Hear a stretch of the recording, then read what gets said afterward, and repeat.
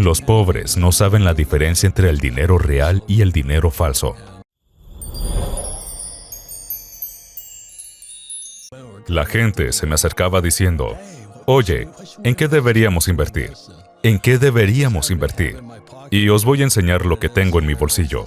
Esto es oro y esto es plata. Y por supuesto está Bitcoin. Estas son las tres cosas. Y la razón por la que es un tema tan candente en la Tierra ahora mismo es porque nuestro dinero es falso. Este es un $0.25 anterior al 64. Y anterior al 64 significa que es de plata. Después del 64, se convirtió en dinero falso. Se convirtió en esto de aquí. Por lo que sostuve esto en alto para las damas. Querían la propina más caliente. Y les dije, comprad esto de aquí. Ellas dijeron, oh, 25 centavos. ¿Puedo permitirme 25 centavos? Les dije, sí, pero os cobraré $3 por él. Y deberías haber visto sus cerebros. Ya sabes, parecía que iban a explotar. ¿Por qué me cobras $3? Dije, está bien, os diré lo que haremos. $2. Estaban gritando, no gritando sencillamente. ¿Por qué te pagaría $2 por 25 centavos? Y dije, pero esto es anterior al 64. Simplemente no podían entenderlo. Bien, esta es la lección de hoy. La gente no sabe que nuestro dinero es falso. Y es por esto que padre rico, padre pobre existe y todo eso. Pero lo triste de todo esto es que AARP canceló mi artículo porque escribí una historia sobre mi madre. Guardo monedas de 25 centavos reales porque cuando tenía 17 años, en el 64, me di cuenta de que la moneda de 25 centavos empezó a hacerse con cobre. Era falsa, era una aleación. Así que empecé a coleccionar monedas de 10 centavos. Posteriormente cuartos y medios dólares. Tenía una gran bolsa de plata real. Y mi madre dijo, ¿qué estás haciendo? Le dije, esto es dinero real. Esto fue en el 64. En el 65 fui a la escuela en Nueva York. En el 66 regresé a casa y mi madre se lo había gastado todo. Por eso escribí la historia para AARP, la cual rechazaron. Dije, la lección es que la gente pobre es pobre porque no conocen el dinero falso. No conocen la diferencia entre dinero real y dinero falso. Esta es una categoría especial de plata. Se llama numismática. Numismático significa coleccionable y antiguo. Yo no compro monedas numismáticas. No compro monedas de colección. Compro oro real, plata. El dólar estaba respaldado por esto de aquí. Esto es oro real. En 1971, esto también fue retirado, ¿verdad? Correcto. Porque podíamos imprimir todo lo que quisiéramos. Ya no estaba respaldado por nada. Era un billete de la Reserva Federal, que no era más federal que Federal Express. Y estábamos obligados a aceptarlo como dinero, nos gustara o no. Otra cosa también es que estuve en Vietnam. En el 71 regresé. En el 72 estuve allí, mientras que en el 73 regresé. Mi primera moneda de oro fue un Kruger sudafricano y una mujer vietnamita. Ya sabes, el oro estuvo a $35 durante años. Y luego en el 71 ascendió a unos $50, pongamos. Así que pensé, bueno, iré a hablar con ella. Estaba detrás de las líneas enemigas. Volé mi helicóptero hasta allí y traté de negociar con ella. Le dije, mira, te daré 40 de estos por uno de estos. Y ella decía, spot. Pensé, está bien, lo repetiré de nuevo. 40 de estos por uno de estos. Ella repitió, spot. Dije, ¿de qué demonios está hablando? Bueno, ella estaba diciendo que el spot ese día estaba en 50. Y ahí estábamos. Yo no era graduado universitario, afortunadamente, pero conmigo estaban dos pilotos consagrados diciendo, no sabemos nada sobre el dinero, ¿verdad? Entonces el spot de ese día estaba en $50. Pensé que porque estaba detrás de las líneas enemigas, podría conseguirlo por 40. No existió tal trato. El oro es oro. El spot es el spot. La plata es plata. Esto es dinero real. Recuerdo haber visto un especial de National Geographic en los años 70. Fueron a visitar a unos tipos, una especie de tercermundistas en la selva amazónica. Estaban en la profundidad de la selva. Estas personas no tenían ropa, no tenían electricidad, no tenían nada, pero estaban buscando oro allí. Sí. Y el equipo de cámara se acercó y trató de comprar su oro. Sabían cuál era el precio del oro en Londres ese día. Sabían perfectamente cuál era el precio mundial del oro. El precio spot del oro, porque es internacional. Está en todo el mundo. Y es un precio real para el dinero real, ¿no? Sí. Lo triste es que creo que los estadounidenses son los que menos saben sobre el dinero. Sí. Porque somos la Reserva Federal. Os contaré una última historia. Estuve en Perú. Compré una mina de oro en Perú y habían muchos agujeros. Ya sabes, no llovía. Era como Barron Hills, todo montañas. Y vi aquellos agujeros por arriba. Y dije, ¿qué diablos es eso? Y mi pequeño guía inca contestó, hemos estado perforando en busca de oro aquí durante miles de años. Idiota. Dije, ¿no soy el primero que está aquí arriba? No, no eres el primero aquí. Mi tatarabuelo estuvo buscándolo por años. Sí. Y por eso, Pizarro, cuando llegó a Perú, los mató a todos y se llevó su oro. Les robó el oro. Y así es como los españoles se convirtieron en el imperio de la época. Entonces, España, Inglaterra, América ha desaparecido ahora y somos lo suficientemente mayores, nosotros tres, como para entender que esto de aquí es real y esto de aquí es falso. Pero la mayoría de la gente prefiere esto. Ese es el problema. Y lo diré de nuevo, es la lección más importante. Los pobres no saben la diferencia entre el dinero real y el dinero falso. Y esto es a lo que se reduce. Y así, en 1971, ya sabes, esto solía ser un certificado de plata. Ahora es un te lo debo de la Reserva Federal. Solía estar respaldado por oro hasta... Fue en el 67. En el 64, perdón. Era plata. Y luego, en el 71, Nixon nos sacó del oro. Johnson lo sacó del certificado de plata. La lección, de nuevo, es que la gente pobre no sabe la diferencia entre el dinero real y el dinero falso. Y es por eso que en Padre Rico, Padre Pobre se dijo que los ricos no trabajan por dinero, porque es falso. Esto es lo más difícil de encontrar en este momento. Y yo estaba entrando en pánico porque trato con un montón de tipos que tienen oro y plata. Así que llamé a mis amigos y les dije, no podemos conseguir plata. Y dijeron, ¿qué? Esto pasó hace 7 u 8 meses. No podíamos conseguir plata. Vosotros, chicos, sois republicanos. Intercambio monetario. Intercambio. Sí. Sí, en Camelback. Y llamé a estos tipos y me dijeron que tenían mucho. Digamos que hoy el spot está a $20. Hay una prima sobre esta moneda, mejor dicho, sobre esta otra. ¿Qué significa el spot y la prima? En esa moneda en particular, está normalmente entre $4 y $5 la onza sobre el spot. Así que el spot es el precio en todo el mundo. Correcto. Y luego todos los productos, monedas, lingotes y así sucesivamente, tendrán un precio de acuerdo a la demanda basada en la disponibilidad. La demanda, el costo de refinación y de ponerlos en las monedas, el envío, el margen del distribuidor, el margen del intermediario, nuestro margen y todo eso.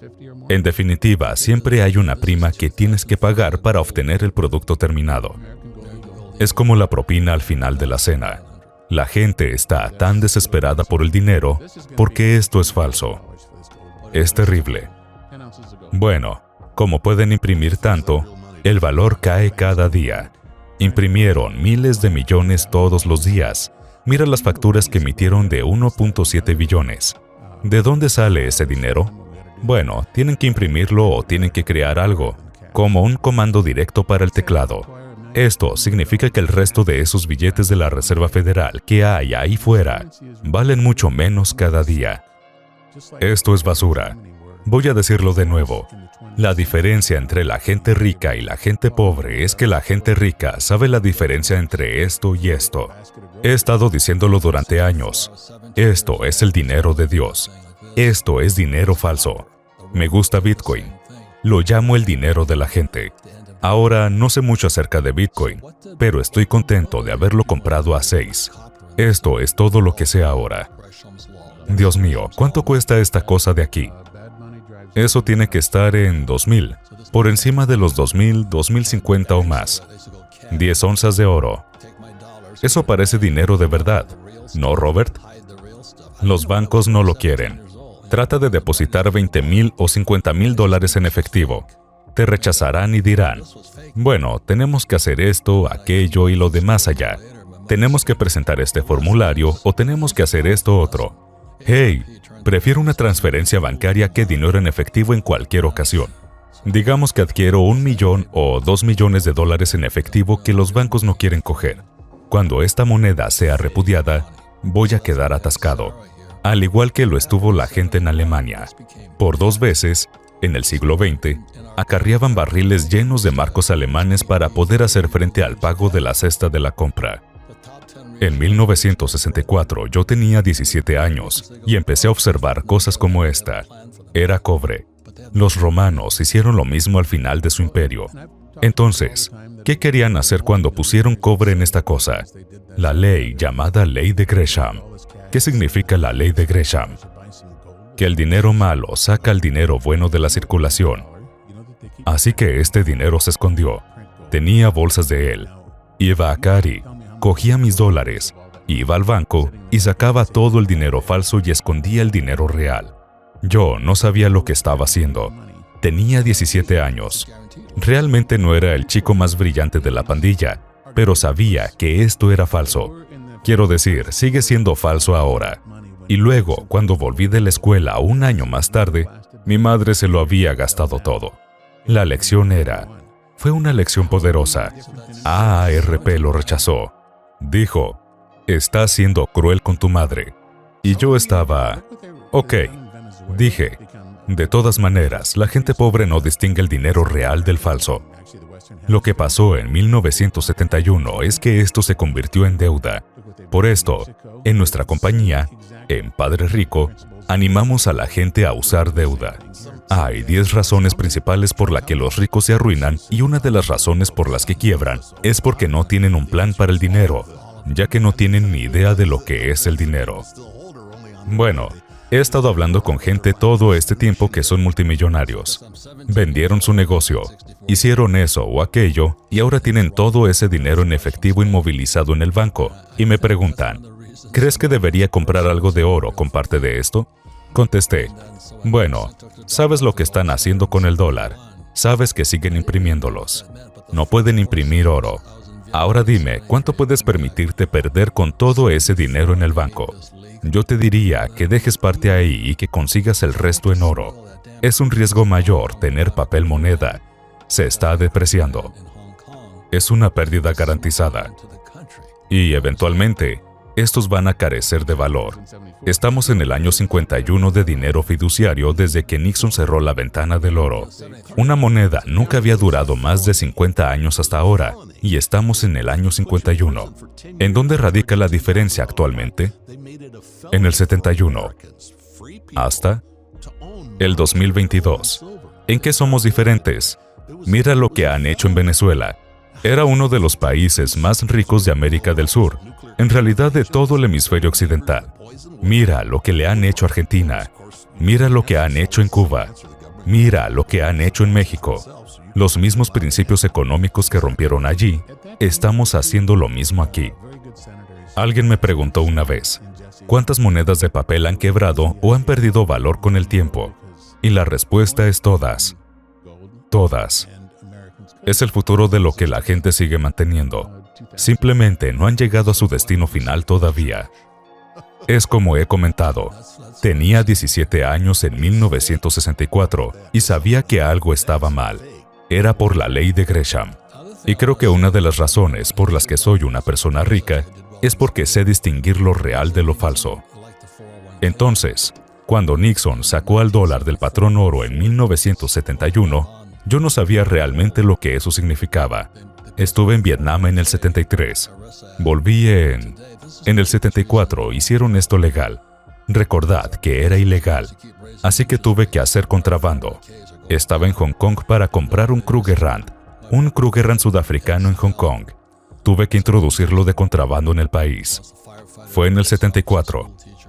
Sí, porque era ilegal tenerlo en forma de lingotes. Fue en 1973 realmente. Era un delito grave. Podían meterte 10 años en la cárcel y multarte con $10,000. Hicieron un delito grave. Para los estadounidenses, para la gente libre, el hecho de poseer oro o plata monetaria. Sí, era un delito grave. ¿Era peligroso? ¿Iba a explotar? ¿Conllevaba contaminación nuclear? ¿Iba a matar a tus vecinos como el veneno? ¿Qué estaba mal? Bueno, por supuesto, ya sabes la respuesta. Siempre es la misma respuesta. El gobierno acapará todo el oro porque lo quiere para sí mismo. Por eso no se te permitía tener nada. Es exactamente lo que hicieron. En aquel momento había dos muy buenos senadores, Steve Sims y Jesse Helms, que introdujeron la idea de que los estadounidenses pudieran poseer oro, porque los extranjeros podían poseer oro y los estadounidenses no. ¿A cuánto está esto hoy?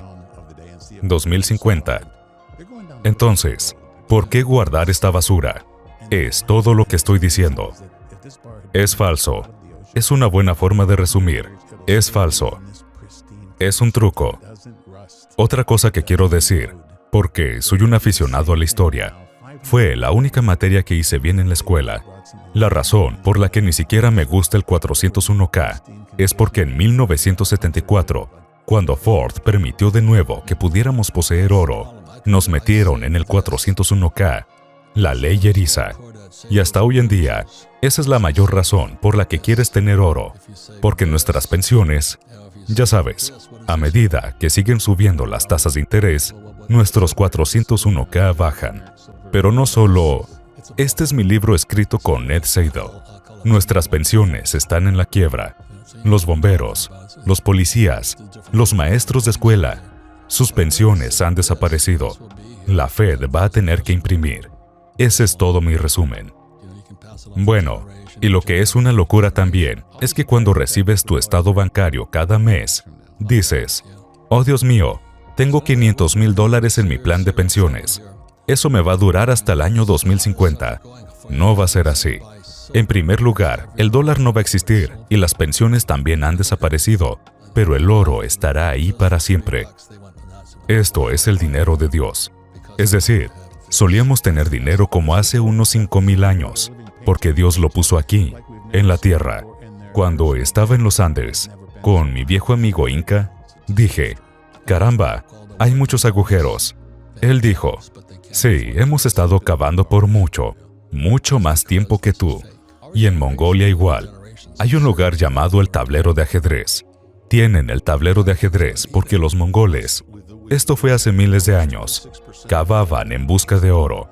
No tenían internet, no tenían iPhones y todas estas cosas. Los seres humanos intuitivamente buscan oro. Eso es lo que me impresionó. Cuando lees las historias sobre todos los barcos españoles que se han hundido a lo largo de los años, que cruzaban a través del Atlántico y los exploradores que iban por allí, no iban en busca de la moneda del reino del día para ver si el papel había sobrevivido. Ellos iban en busca de oro, iban en busca de plata, y lo encontraron. Lo que es asombroso es que si este lingote hubiera estado en el fondo del océano durante 500 años, todavía estaría en esta condición prístina. No se oxida, no se erosiona. Será lo mismo ahora que hace 500 años. Han traído algunas monedas increíbles que han estado en barcos españoles y que estaban en condiciones prístinas, habiéndose clasificado sin circulación ya que estaban como el día en que salieron de la mina. Prefiero tener dinero en el banco, no dinero, sino dinero falso en el banco con el que pueda comprar plata y oro real y tenerlo en el estante, en lugar de dinero en efectivo inmovilizado que se está devaluando día tras día. Y se dan cuenta de que si están manteniendo dinero en efectivo, están perdiendo poder adquisitivo. Soy un macroinversor global, y la economía, los mercados, la política y la geopolítica importan. Hay 3 cosas que están sucediendo. Tú las señalaste. 3 cosas que están sucediendo en nuestra vida que nunca sucedieron, ni en la mía, ni en las nuestras. Hubo algo que aprendí con anterioridad, que tenía que estudiar los periodos anteriores. Y estas 3 cosas, como señalas, son la creación de mucha deuda y dinero. La segunda es la cantidad de conflicto interno que estamos teniendo sobre el dinero, los valores y su relación. Y la tercera es el cambiante orden mundial con países como China y Rusia, compitiendo con Estados Unidos de una manera que no habíamos visto con anterioridad. Todo el mundo está de acuerdo en que necesitamos más dinero y más gasto, pero si gastas más de lo que ganas, tienes que pedir prestado, y eso crea deuda. Pero al principio tienes crédito, lo que te da poder adquisitivo. Bien, pero tienes que devolverlo. Es ahí cuando se vuelve deprimente. Para evitarlo, los bancos centrales pueden imprimir dinero y recomprarlo, ¿verdad? Pero cuando lo hacen, eso deprecia el valor del dinero. Lo que ha sucedido es que creamos un montón de dinero que concedió crédito a mucha gente, lo que dio mucho poder adquisitivo. Cuando lo recibieron, todo el mundo pensó, «Oh, esto es genial», pero por algún motivo parecían sorprendidos cuando, al ir gastándolo, los precios de todo subían. Bien, la verdad es que si divides la cantidad de dinero y crédito que se usa para gastar por la cantidad de bienes producidos, puedes calcular si los precios cambiarán. Y eso es lo que está pasando, y es lo que está pasando como una ola gigante. La Reserva Federal y el gobierno, juntos, son una ola gigante, lo que ha producido una cantidad gigante de inflación, entre el 7,5%, si se coge de referencia año tras año, o si se coge la tasa de inflación subyacente, está más cerca del 12 y sigue aumentando. Hay alguna influencia temporal, pero básicamente es por la cantidad de gasto. Puedes medir la cantidad de gasto y no por los cuellos de botella. El poder adquisitivo es lo que importa, ¿cierto? Y entonces, lo que pasa es que cuando la inflación sube más rápido que tus otras fuentes de ingresos, pierdes poder adquisitivo. Vale. Pero independientemente y de alguna manera, eso parece a veces más aceptable para la gente que si se lo sacaran del bolsillo. Verás, digamos que se suben los impuestos o lo sacan del bolsillo de alguien. Todo el mundo se quejaría, al menos a quien se lo hayan quitado del bolsillo. Pero si se produce a través de la impresión de dinero y todo el mundo recibe cheques, es más aceptable. Ahora bien, lo que sucede es que los que están guardando dinero, como los fondos del mercado monetario y los fondos de bonos, pierden poder adquisitivo. Vamos a pensar en los fondos de bonos. Estos fondos de bonos han bajado un 10% y la inflación ha subido a más del 8%. Perdieron el 18% de su poder adquisitivo. ¡Guau! Lo que libera o alivia la deuda. Pensamos que significa precios más altos, pero hasta cierto punto esa es la perspectiva de un hombre rico, porque dicen, «Oh, ahora tengo que pagar más». Pero la realidad es que no obtienes más cosas por esa inflación más alta. Sencillamente se le quita de las manos a algunas personas, y eso perjudica a la gente, por lo que, ya sabes, no lo consiguen. Estamos viviendo un momento en el que se va a perder poder adquisitivo por la inflación. Y veremos también a la Reserva Federal endurecer la política monetaria, endurecer el dinero y el crédito y elevar las tasas de interés. Cuando lo hacen, eso crea menos poder adquisitivo, porque cuando ellos, ya sabes, dicen, «Vale, ahora no puedes gastar tanto dinero y los precios van a seguir subiendo», lo hacen como su cruda manera de intentar reducir la inflación. Aún así, se obtiene de ambos extremos. Los precios más altos y luego las tasas de interés más altas que tienes que pagar, y también los mayores costos de servicio de la deuda, además de tener menos disponibilidad y dinero. Es como un estrangulamiento, el mismo estrangulamiento que ocurrió en la década de 1970. Estas cosas se traducen en cambios de paradigma que a menudo tardan, ya sabes, relativamente mucho tiempo porque la mentalidad de todo el mundo está en un tipo de paradigma. La mentalidad de todo el mundo está en un lugar determinado y están haciendo ciertas cosas. Por ejemplo, los inversores piensan que el efectivo es seguro y no prestan mucha atención a la inflación. Y entonces lo que sucede es que ven la inflación y se dan cuenta de que si están manteniendo dinero en efectivo, están perdiendo poder adquisitivo. Entonces cambian. Venden su efectivo o venden sus bonos y lo invierten en otras cosas. Y cuando hacen esto, también contribuyen a la inflación. Cambios como este también ocurren de muchas maneras, como el aumento del coste de la vida en la compensación. Ya sabes, cuando en el pasado no se preocupaban por la inflación, entonces no pensaban en ¿tengo un contrato vinculado a la inflación por mi trabajo? ¿O tengo suficientes activos de inflación? ¿O necesito comprar? ¿Guardaré mi dinero en casa o puede que guarde mis cosas?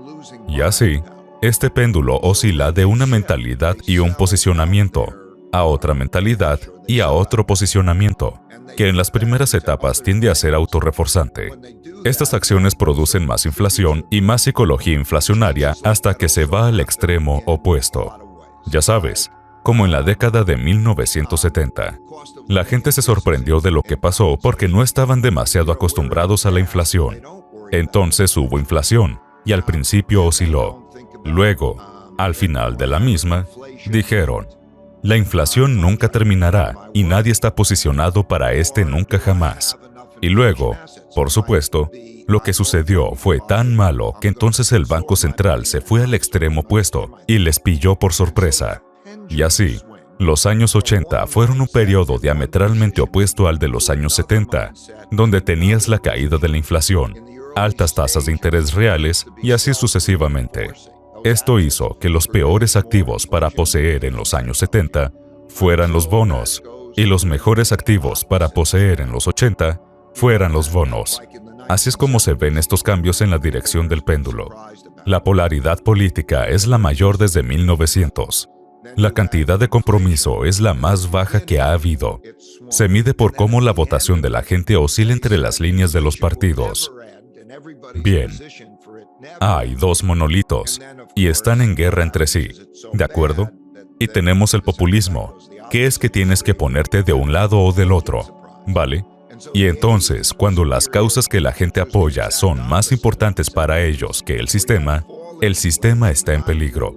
El riesgo de que ninguno de los partidos acepte perder las elecciones es alto, es significativo, ¿verdad? El movimiento hacia la dinámica del poder. La línea de la democracia es el compromiso, y llegar a lo que la ley y la regla dicen. Es un propósito más alto que cualquier otra cosa. Por eso, cuando consigues otras cosas que son más importantes para la gente, por lo que están dispuestos a luchar, entonces se consigue más, y es autorreforzante. Por otro lado, los moderados son esas pobres personas que quieren salirse de esas líneas de partidos para poder así comprometerse y demás. Puede verse a través de la historia, a través de la Revolución Francesa, la Revolución Rusa, la Revolución China o este tipo de guerras civiles. En todos estos casos, los moderados fueron perjudicados o eliminados, por lo que tuvieron que elegir un bando. Ahora estamos viendo esto, que las ideologías son dominantes. Así, por ejemplo, si piensas en cuando Elon Musk compró Twitter, las decisiones que tomará con respecto a Twitter probablemente tendrán un mayor efecto en nuestra sociedad que las decisiones que tome el Tribunal Supremo. Es uno de los síntomas de que no estamos ante una economía normal en la forma habitual. Nos encontramos ante un juego diferente que la gente debe tener en cuenta. Tengo una norma. Si te preocupas, no tendrías que preocuparte. Si no te preocupas, tendrías que preocuparte. Porque si lees sobre las consecuencias de lo que pasó en la historia sobre esto, miras la probabilidad y dices, vale, podemos tener este tipo de conflicto o podríamos tener aquel tipo de conflicto. Un conflicto externo. Y muchacho, estos conflictos son terribles. Tal vez esto nos da una más, porque tenemos el poder si permanecemos juntos y no luchamos entre nosotros de esa manera y podemos comprometernos y demás. Acabo de estar en Singapur y lo que tienen son ahorros, muchos ahorros. Yomo tiene grandes ahorros. Los ingresos de esos ahorros cubren el 20% de su presupuesto. Vaya. Así que una generación está dando a la otra generación ahorros, una buena educación y civismo. Y esto ocurre en algunos lugares. Lo que le hemos dejado a nuestra generación son deudas, infraestructuras destrozadas y peleas.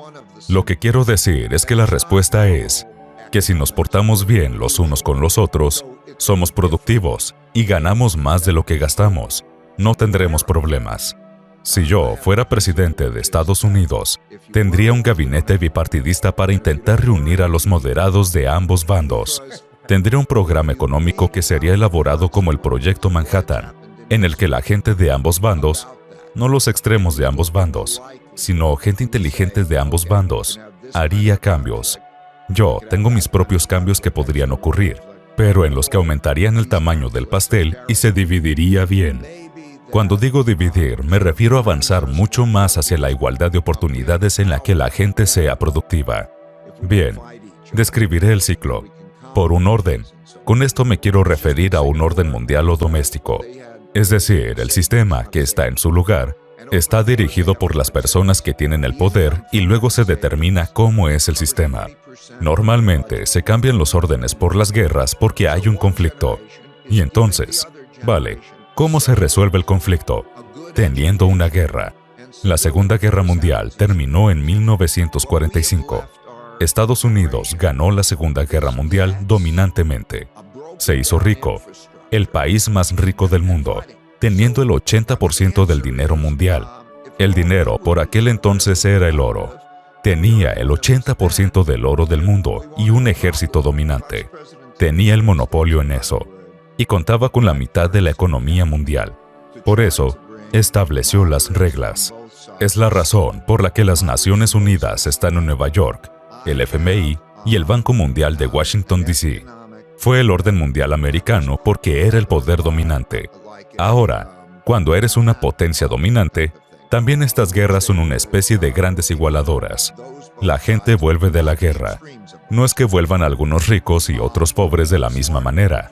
Hay una reestructuración y no tienen las mismas diferencias de riqueza, resentimientos y demás. Esto usualmente suele significar que tienes un periodo de paz y prosperidad. Paz porque nadie quiere luchar contra la potencia dominante. Y entonces trabajan juntos y producen paz y prosperidad. Es lo que sucede. Esto realmente ocurre mejor en el sistema capitalista, en el que se proporciona capital a aquellos que tienen buenas ideas, porque dicen, invertiremos en ti y serás productivo. Pero lo que el capitalismo hace al mismo tiempo es que tiene dos desafíos, dos problemas. Crea grandes brechas de riqueza y también crea mayores niveles de endeudamiento. Verdaderamente crea las grandes brechas de riqueza ya que la distribuye de manera desigual. A continuación, podemos hablar de la autoperpetuación, porque los que obtienen el poder, si tienes más dinero, puedes educar mejor a tus hijos. Poco a poco se pierde la desigualdad de oportunidades y se produce una brecha de riqueza, por lo que se producen resentimientos y, en consecuencia, crea mayores cantidades de deuda. Muy a menudo eso significa que esto crea un problema que está por llegar. Ahora, lo que pasa cuando te conviertes en la mayor potencia del mundo es algo que ocurre siempre. Sucedió con los holandeses. Sucedió con los británicos. Debido a que eres tan poderoso y productivo, vas por todo el mundo y eres el país comercial más grande del mundo. Das más exportaciones que cualquier país y más transacciones se hacen en tu moneda.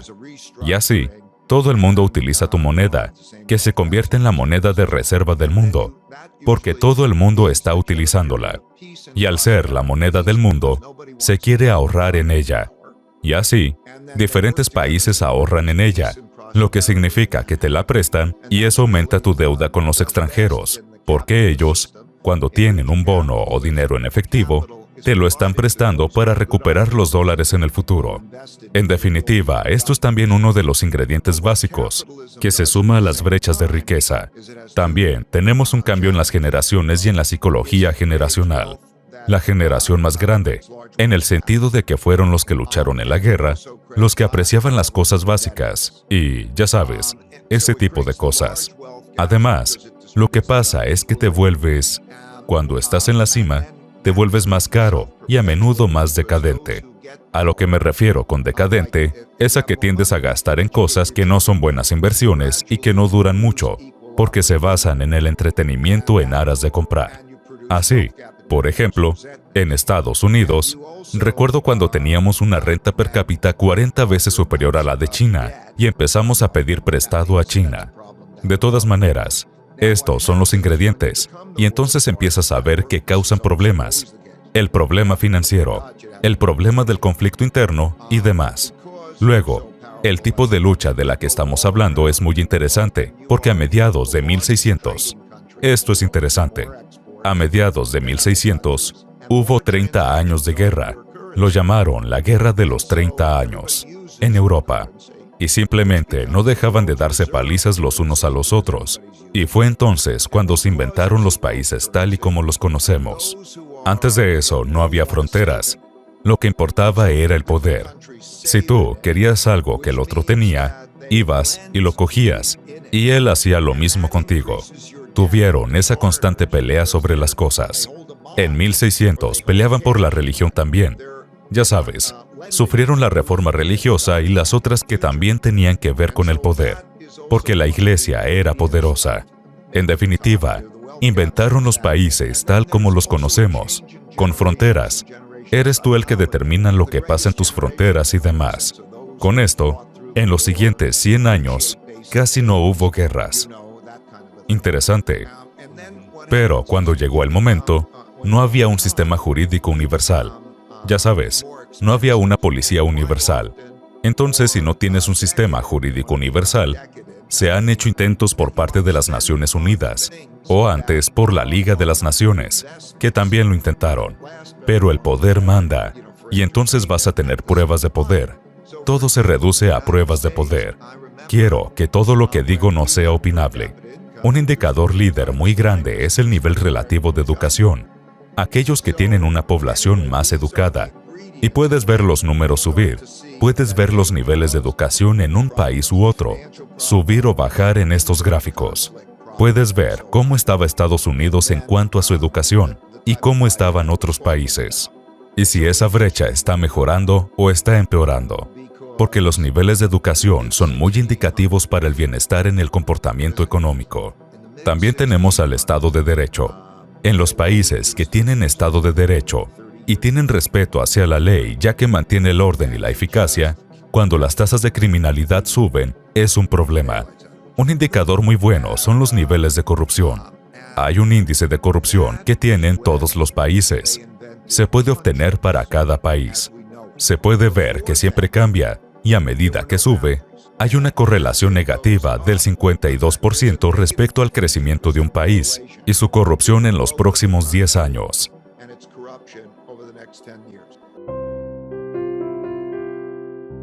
Sino porque vamos a tener una crisis de pensiones, una crisis de seguridad social y una crisis del mercado de valores.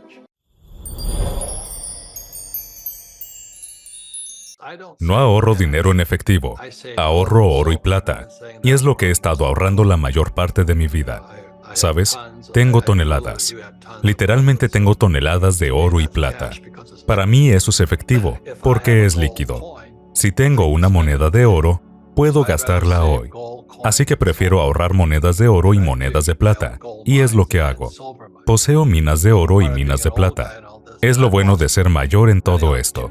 Y he perdido muchas oportunidades porque sencillamente no confío en el mercado de valores. En mi opinión, y podría estar equivocado, el mercado de valores está amañado al igual que lo está el del oro y la plata. Ya sabes, se llama... Se me olvida el nombre de todas estas cosas. Pero si compras SLV, que es la plata, es como un ETF. ¿Cómo sabes que hay plata ahí? Si compras GLD, que es oro en papel, ¿cómo sabes que hay oro ahí? Realmente no lo sabes.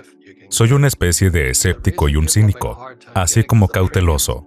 Prefiero tener el oro físico y la plata en mis manos, si es que puedes conseguirlos. La razón por la que la gente tiene dificultades para conseguirlo es por las primas. Digamos que el spot de la plata es de $20.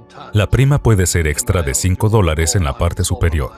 La prima existe porque es difícil de conseguir. Para mí, cuando las primas están subiendo, en realidad es una buena señal, porque lo hago todo en toneladas. Kim y yo tenemos minas de oro y minas de plata. No lo guardamos en casa. Calma, puedes venir a visitarme. Lo tenemos en búnker seguros por todo el mundo. En todo el mundo. En realidad me he estado preparando para esta crisis durante años y años y años. Entonces, déjame simplificarlo, porque una de las mejores cosas de Padre Rico es que hago todo lo posible para mantenerlo simple. Mi filosofía, y no espero que estés de acuerdo conmigo, es que no toco nada que el gobierno pueda imprimir. Por lo tanto, no confío en el efectivo, no confío en las acciones, no confío en los bonos y simplemente confío en las cosas que no se pueden imprimir. Y así, cuando invierto en petróleo, no invierto en acciones petroleras. Invierto en mi amigo Mike Massely, porque somos dueños de pozos petroleros. Lo que pasó cuando Biden sacó el oleoducto Keystone XL fuera de línea fue uno de los primeros actos que hizo. Fue cuando supe que estaba trabajando para Klaus Schwab en el Foro Económico Mundial, cuando sacó del partido al oleoducto de petróleo Keystone. Yo estaba bombeando petróleo a $30 el barril, por lo que me alegré. En el momento en que cortó el oleoducto Keystone, en ese momento, creo que subió a más de $100 el barril. Así que estaba viendo a Biden hacer esto, en 2020 cuando llegó, y me dije, nos están jodiendo. Biden está jodiendo intencionalmente a la clase media y a la pobre. Yo, cuando el precio del petróleo subió, por desgracia me hice más rico. Tengo más dinero en efectivo, compro más oro, plata y bienes raíces. En resumen, lo primero, no compro nada que se pueda imprimir. La economía es una pequeña góndola colgando de este gran globo de aire caliente. Y como todos sabemos, este globo de aire caliente se hace más grande cada día. Si no tienes oro, y me refiero a oro físico o plata física, será mejor que empieces a hacerlo ahora por lo del dólar estadounidense. Odie es canadiense. Él puede ver mejor, en ocasiones, lo jodido que está el dólar americano. Ayer entré en pánico cuando el oro fue empujado a $2,000 estadounidenses. No sé cómo está en el canadiense, en el ONI, pero creo que la próxima parada serán los $5,000 para el oro, ¿de acuerdo? Y esto puede tardar otros 5 años, pero creo que, ya sabes, esto de aquí es una moneda de oro real. Y la primera que compré, fue en 1972. La compré en Hong Kong y pagué $50 por ella. Hoy cuesta $2,000. Más. Y esta también es una moneda de plata. Esto es plata real. No me gusta el dinero falso. Y ese es el porqué de esta conferencia de inversión de recursos en Vancouver. Es importante porque al venir escucharás por qué. Si no tienes oro, me refiero a oro físico y plata, deberías hacerte con algo ahora. Culturalmente en Occidente se nos vende la historia de que el oro es una roca, de que no da rendimiento, de que no tiene valor, etc. Y escuchamos esto de gente como el oráculo de Omaha. Por ejemplo, ¿verdad? El oro es una roca. Mientras que en muchos países del este, se anima a la gente, se anima a los civiles a comprar joyas de oro, a almacenar oro, a almacenar riqueza en oro. Y aquí, en Occidente, nos venden una historia opuesta y creo que va a coger a mucha gente desprevenida. Estás en la industria y la mayoría de los estadounidenses no están, ni siquiera, cerca de ella. Ya sabes, la mayoría de los estadounidenses están en el papel como los bonos y el dólar de Estados Unidos. Cierto. Pero ahora mismo, de lo que Jay es conocedor, es de los movimientos masivos de oro y plata que se mueven desde China e India. ¿Qué está pasando con estos movimientos masivos de oro? ¿Y qué crees que los chinos e indios están haciendo? ¿Y los rusos? ¿Y qué está pasando con China? Quiero decir, la razón de que China, como todos sabéis, empecé mi primera minería de oro en China. Compré la empresa llamada Mondoro Mining y la hicimos pública en la bolsa de Toronto. Encontramos oro en China, en la provincia de Dalijiang. Fue cuando me enteré de lo que significaba el riesgo de contraparte y el riesgo del país. Eso es lo que la mayoría de la gente no entiende sobre el oro y la plata. ¿Dónde se almacena? ¿Dónde creó Dios el oro y la plata? En algunos de los países más peligrosos a los que realmente no les gusta América. Así que aquí estoy.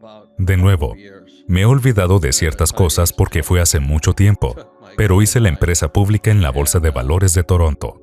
Y unos 2 años más tarde, Encontramos oro en China. Los chinos vinieron y dijeron, muchas gracias, y se lo llevaron. Quiero que sepas que fui multimillonario durante un par de años, y luego los chinos se llevaron mi mina de oro. Fue duro, ya sabes lo que quiero decir. De ahí la cosa llamada riesgo de contraparte o riesgo del país. Parece que el oro y la plata, y muchos de nuestros preciosos recursos, no se encuentran en lo que yo llamaría suelo amigo. ¿Algún comentario al respecto? Creo que el riesgo de contraparte, desde el punto de vista de un país, va a aumentar drásticamente, porque si nos vamos de un mundo en el que había algún tipo de confianza, frágil o no, y ya no operamos de esa manera, estamos en un escenario en el que es más, cada país para sí mismo, ¿verdad? No puedes confiar en los aliados en los que solías confiar para proteger las cadenas de suministro, etc. Estamos en una crisis energética, estamos en una crisis alimentaria, ¿verdad? Estamos en un escenario de sálvese quien pueda, globalmente hablando. Así que si tienes valiosos depósitos de recursos dentro de tus fronteras y no puedes confiar en los aliados en los que solías confiar para proteger tus cadenas de suministro, ¿qué es lo que más te conviene? Escoger esos recursos y su valor para, es decir, aunque sean despilfarros, que por lo general así es cuando los recursos son nacionalizados y no son efectivamente producidos. Pero creo que el riesgo geopolítico es mucho más importante de lo que era hace 5 años. El oro fue empujado a los $2,000 y me dije, creo que es el comienzo. Como dijo Jay, el mejor de los últimos 15 años. Ha sido un mercado bajista. Nadie realmente quería oro o plata. Ellos eran felices con el tesoro y el papel, dólares de papel y acciones de papel. Pero ahora, cuando nos fijamos en ese globo de aire caliente colgando allí, después de 2008 siguieron soplando el globo más y más y más grande. Y ahí tenemos a la pequeña góndola que está colgando y es la economía. Está colgando desde ese enorme globo de aire caliente de dinero falso. Oh Dios mío, esto es lo que he estado esperando todos estos años, por lo que salí corriendo y compré un poco más. Lo que sucedió en 2008, que causó el reventón del globo de aire caliente, fue que Ben Bernanke, nuestro presidente de la Fed y del Banco de la Reserva Federal, empezaron a imprimir cuando la economía se derrumbó en 2008. Lo llamaron el momento de Lehman Brothers. Y Lehman Brothers se hundió. Mi predicción es, vamos a llamarlo el momento de las pensiones, porque las pensiones de todo el mundo están vacías.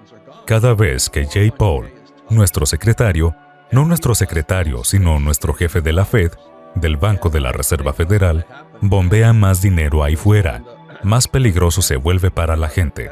Y cuando suben los tipos de interés, el mercado de valores baja. Esto es lo que les estoy diciendo a todos los baby boomers, a los viejos de mi edad. Si naciste entre 1964 y 1950 y algo, entonces tus pensiones ya no están. Tu 401k está acabado. Y la gente todavía sigue ahorrando dólares. Creo que lo que va a pasar, Jay, es que cuando la gente se entere de que sus pensiones se han ido, esto está en todo el mundo. Creo que los bancos de la Reserva Federal, el Banco de Canadá, el Banco de Inglaterra, van a tener que empezar a imprimir aún más dinero para cubrirlas, para asegurarse de que los viejos, los baby boomers, tengan algún tipo de dinero para jubilarse. Por eso, cuando vi que el oro alcanzaba los $2,000, me dije que era mejor mover el culo, porque el primero que compré fueron $50, por lo que pagué $50 en 1972, ahora vale $2,000. ¿Qué significa esa proyección para otros 10 años? Así que para todos los mayores, los baby boomers que están luchando, nuestra seguridad social está en bancarrota. Creo que la mayoría de los baby boomers, de mis baby boomers estadounidenses, cuentan con la seguridad social y están en bancarrota. Va a haber algunos años muy desafiantes por delante. Has puesto la confianza de tu jubilación en manos de otra persona. ¿Qué pasa si no pueden cumplir con eso? Y si Canadá está en el mismo escenario, vamos a imprimir para tratar de resolver ese problema, ¿verdad? Para dar a nuestros civiles algo con lo que jubilarse. Pero, ya sabes, cuando dependes de otra persona para financiar el resto de tu vida, es una situación muy incierta. Y ahora mismo, estoy seguro de que las cifras son las mismas en Canadá. En realidad, estoy más familiarizado con los Estados Unidos, pero es como si 1/3 de la gente no tuviera ahorros con los que jubilarse. Otro tercio tiene ahorros extraordinariamente limitados que les obligarían a reducir su nivel de vida en la jubilación. Eso es mucha gente. Y eso va a ser un montón de gente enfadada porque se les vendió una historia que ahora no se puede cumplir, ¿verdad? Y así, si nos fijamos en todas las expresiones de los disturbios civiles que se han producido en los últimos 3 años, sencillamente se está poniendo un poco más caliente. Y esto es realmente grande. Esto es realmente significativo. No sé cómo se resolverá.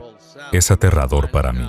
Para que te hagas una idea, es que, de nuevo, compré mi primera moneda en 1972.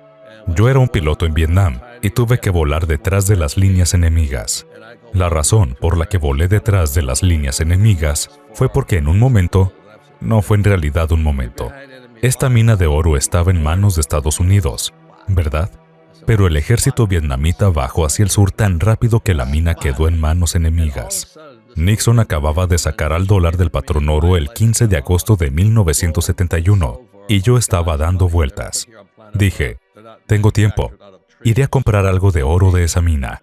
Y lo siguiente que supe fue que el ejército norvietnamita se dirigía hacia el sur y que la mina estaba en territorio enemigo. Pensé que si volaba detrás de las líneas enemigas, podría conseguir un descuento del comerciante de oro. Era una vietnamita pequeñita con dientes rojos. Me acerqué a ella y me pidió $50 por una pieza de oro. Le dije, ¿50? Estás detrás de las líneas enemigas. Te daré 40. Ella dijo, Spot. Le dije, ¿qué significa mancha? ¿Tengo una mancha en mi camisa o algo así? ¿Mancha? Y de repente esa vietnamita me educó. Se me encendieron las luces. El oro y la plata son el dinero de Dios. Son puestos aquí en el planeta Tierra. No son fabricados por los árboles, como el papel. Entonces esta mujer me gritó, Spot, y me di cuenta, en ese momento, por qué que Nixon sacara al dólar del patrón oro en 1971 fue tan importante. Sencillamente hizo estallar toda la economía mundial en esta burbuja, que es ese globo de aire caliente, con esta pequeña góndola, debajo de él. En este momento, creo que el final está cerca, porque la gente puede ver que la góndola está perdiendo aire rápidamente. Y mi generación, somos la primera generación con lo que llamamos un 401k. En Canadá se llama un RRSP. Estás poniendo tu futura jubilación en manos de otra persona, y nuestros bancos comerciales están imprimiendo eso. Eso es lo que acaba de pasar en Inglaterra, ¿verdad? Tuvieron que dar marcha atrás y empezar a imprimir de nuevo, porque sus pensiones estaban quebrando. Mi generación, la generación Boomer, es la primera que depende del mercado de valores para su jubilación. Hasta entonces, si trabajabas para Ford Motor Company se encargaba de tu jubilación. Pero lo que pasó en 1974 fue que la América corporativa y las corporaciones de todo el mundo dijeron, no queremos manejar la jubilación de los viejos, de los boomers. Así que vamos a ponerlo en manos de los propios boomers. Pero el problema fue que mi generación no tiene educación financiera. Los tuyos realmente tampoco. Y empezaron a ahorrar dinero. El gobierno lo imprime y ellos ahorran acciones, bonos y fondos de inversión. Como cada vez que suben los tipos de interés, la bolsa se desploma. Conozco a muchos compañeros que al jubilarse, descubrieron que les habían robado la pensión. Así que en vez de un momento Lehman Brothers, vamos a tener un movimiento de pensiones, pero también en todo el mundo, ¿verdad? Nuestros tipos de interés están subiendo, los mercados de valores se están desplomando en todo el mundo y la generación del baby boom está ahora diciendo, ¿cómo me jubilo? Pero lo más importante, no son solo los baby boomers, son los hijos de los baby boomers. ¿Qué pasará cuando papá y mamá ya no puedan mantenerse por sí mismos? Se acabó la seguridad social americana. Verás, la mayoría de la gente no es macro, son una especie de microeconomía bursátil. Correcto, pero cuando optas por los metales preciosos, vas a lo macro, porque a veces incluye el petróleo, el oro, la plata, los activos tangibles duros, como el cobre, que es enorme, o como los vehículos eléctricos que vienen detrás. Además del riesgo geopolítico, las tensiones, la guerra en Ucrania, la posible guerra con Taiwán y China. Eso significa que el oro está fluyendo por todas partes. Pero, ¿No dirías que la mayoría de los estadounidenses están profundamente dormidos cuando se trata de oro y plata? Yo diría eso, y diría lo mismo de los canadienses. Por ejemplo, justo detrás de mi cabeza, aquí, se puede ver una concha de plata de 100 onzas, hecho de bolas de oro plateado. Cuando vienen amigos míos y ven monedas de oro, monedas de plata y todo tipo de metal, se preguntan, ¿qué? ¿Cuál es el propósito de esto? ¿Dónde está el rendimiento? No lo entiendo, ¿cierto? No se puede estudiar la historia y no tener en alta estima el valor de los metales preciosos. No se puede hacer una cosa sin la otra. Y claro, quizás hay muy pocas veces dentro de la historia que realmente necesites poseer oro y plata, pero durante esos momentos, es casi lo único que quieres poseer cuando las cosas grandes cambian. Y los vehículos eléctricos han llegado para quedarse. Traté de iniciar una mina de cobre también, fuera de la Columbia Británica. Fue un trabajo duro. Bueno, es un negocio duro. Todo esto es para que sepáis que la revolución que está en marcha nada tiene que ver con los metales preciosos, sino porque vamos a tener una crisis de pensiones, una crisis de seguridad social y una crisis del mercado de valores. Si estás ahorrando dólares americanos y el uni canadiense, estás loco, porque van a empezar a imprimir como locos. Eso es lo que acaba de pasar en Inglaterra. Tuvieron que empezar a imprimir de nuevo, porque si dejaban de imprimir, sus pensiones se iban a la quiebra en Inglaterra. Todo lo que esto hizo fue hacer que el valor de la libra esterlina no valiera nada, que valiera menos que menos. Por lo tanto, lo mismo va a suceder en Canadá. Lo mismo está sucediendo en Estados Unidos mientras hablamos, y es el porqué del globo con la góndola colgando debajo de él. Si nos fijamos en Estados Unidos, tenemos actualmente una deuda de 31 billones de dólares. Después de 1971, cuando Nixon sacó los dólares del patrón oro, no teníamos tanta deuda. Ahora tenemos 31 billones de dólares en deuda. Si empujan las tasas de interés al 5%, eso significa que el contribuyente de Estados Unidos tiene que pagar aproximadamente 1.5 billones de dólares en intereses, solo en la deuda nacional de Estados Unidos. ¿Qué le va a hacer eso al dólar? ¿Qué le va a hacer eso a la moneda canadiense? Y así estamos en algunos de los países más ricos del mundo, además de México, que es extremadamente rico. Aún así, la persona promedio no tiene ni idea de oro, plata, cobre, litio o de cualquier otro recurso que se requiera para hacer funcionar una economía.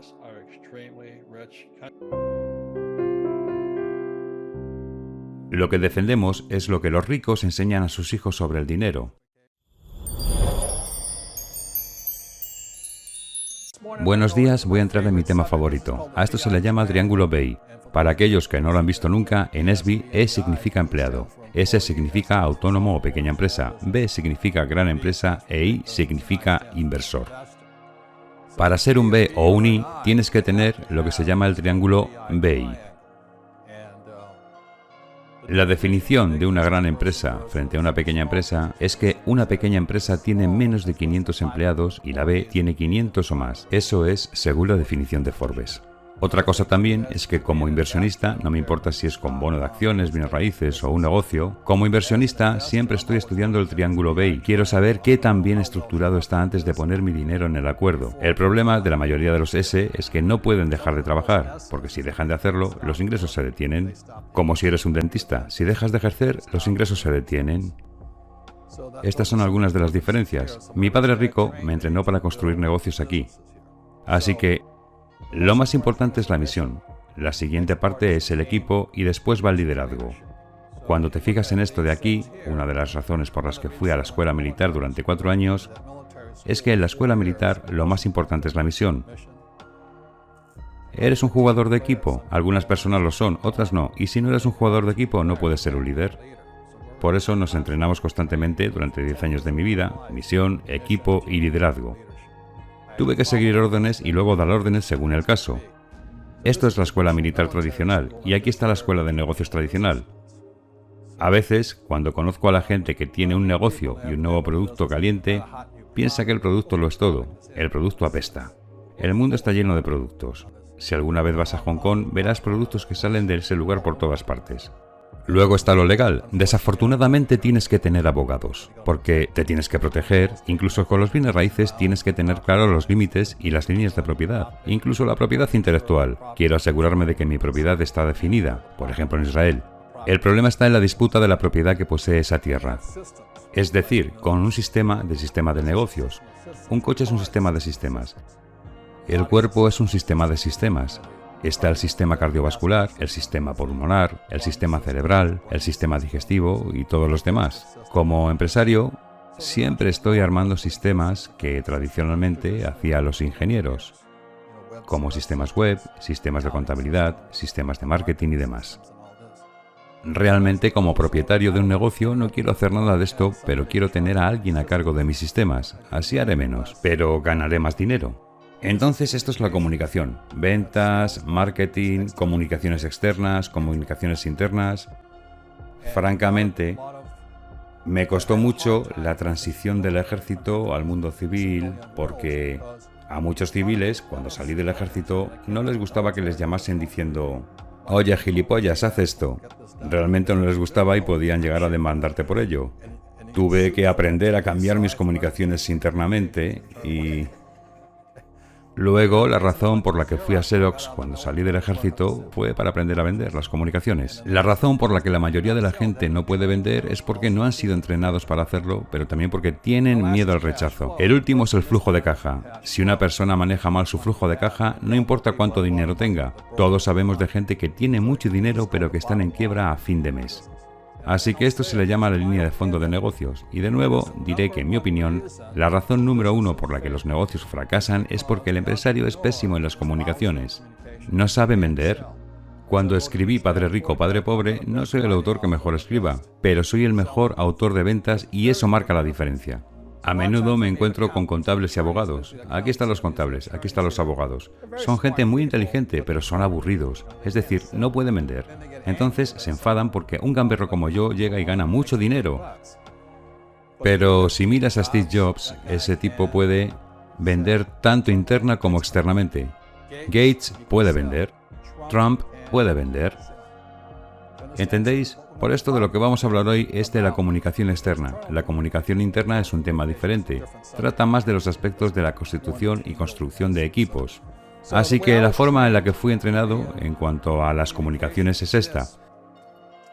Hay tres aspectos de la misma. Uno es PR. PR es relaciones públicas.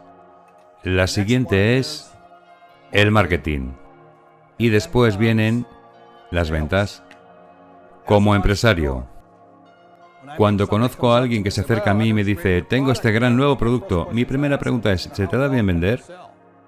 Porque si no puedes vender, no tienes ningún ingreso. Punto. Tienes que reunir capital. La primera cosa que tuve que hacer para lanzar la compañía Padre Rico fue recaudar $150.000. No es tan difícil de hacer, pero si no puedes vender, no puedes reunir $150.000. He conocido a muchos abogados contables que no pueden vender. No pueden reunir capital. La habilidad número uno como empresario es recaudar capital. Y eso se hace a partir de una venta. Tengo que vender a mi inversor porque su dinero está mejor conmigo. Tengo que vender a mis empleados porque deberían trabajar por menos dinero. Y tengo que vender a mi cliente porque mi producto es más importante que su dinero. Esas son las ventas. Yo diría que el marketing se centra en la conciencia, en dejar que la gente sepa lo que eres, lo que tu empresa representa. Por esto, la marca es el marketing y es por esto lo que pasamos tanto tiempo desarrollando a Padre Rico como una marca. La gente sabe lo que representamos. Lo que defendemos es lo que los ricos enseñan a sus hijos sobre el dinero. No apoyo necesariamente el ahorro, los fondos de inversión, la diversificación y el trabajo duro como empleado. No defiendo eso. No cruzo esa línea. Quiero decir, tengo que ser fiel a mi marca. Por eso solo estoy comercializando con menos del 10% de la población. Porque en mi marketing tengo claro quién es mi mercado objetivo, a quién me dirijo. Por eso tengo que ser fiel a mi marca. No hay nada peor que ser un tipo como John Kerry, que le dio la vuelta a su marca. En mi mundo de asesoramiento financiero hay un montón de gente que eran fieles a los fondos de inversión en 1995 y luego se convirtieron a los bienes raíces en 2005. ¿Sabéis lo que quiero decir? Realmente es que su comercialización es que están por todas partes en el mercado, cambian sus mensajes y todo lo relacionado. Por último, las relaciones públicas es básicamente cuánto espacio de impresión tengo, cuántos anuncios, cuánto escribe el periódico sobre mí, la televisión. También si voy a participar en algún programa la próxima semana, como estar con Donald Trump. Eso es todo parte de las relaciones públicas y de mi paquete de posicionamiento.